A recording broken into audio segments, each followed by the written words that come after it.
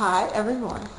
So, my name is Yasmin and I had the brilliant idea to share my story with you guys. I consider myself an environmentalist, an activist, a young professional, just someone who cares about the environment. I currently live in New Orleans right now, and that in itself has been a great challenge and an obstacle. So how did I end up in New Orleans? Well, I decided to go to grad school after I attended Clark University in undergrad, and I always knew I wanted to concentrate in environmental science, and Tulane had a program at its School of Public Health for water quality. And I was really, really interested in that. So that's how I came to New Orleans. It just so happened to kind of be right after Katrina, and instead of changing my mind, I just went with my original plan to continue on that path.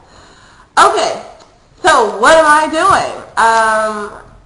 I decided to start a business after graduating. I figured there's so much work that needs to be done around here, and it's just not getting the national attention that it needs. And I feel like if I can be one voice, then I did accomplish something. So it's not just me saying, oh, here's a video, look everyone, see, this is what I'm doing. I'm starting a business.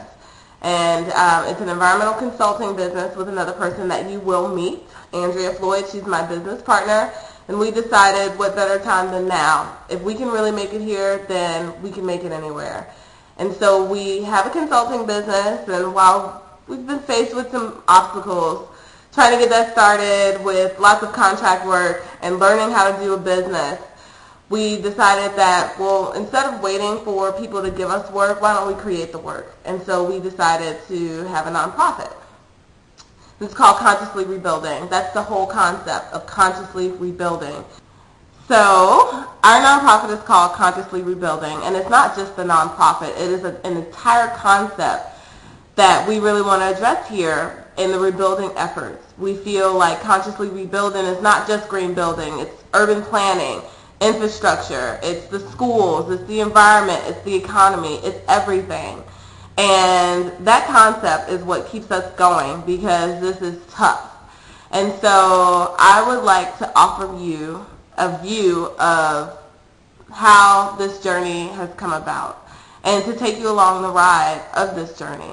You know, it's hard. So our goal for this whole documentary, video blog, whatever you want to call it, is to provide the audience with sort of like an inside view of how it is to live in New Orleans after Katrina. A lot of people don't know how it is, you know. It's different. It definitely is different. It's improving and it's evolving every day.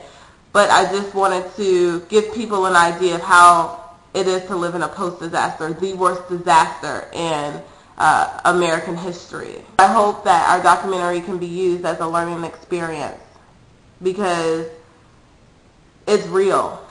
So overall, our goals are to reattach people back to this region, help young professionals by sharing our journey on how to start a business and a nonprofit.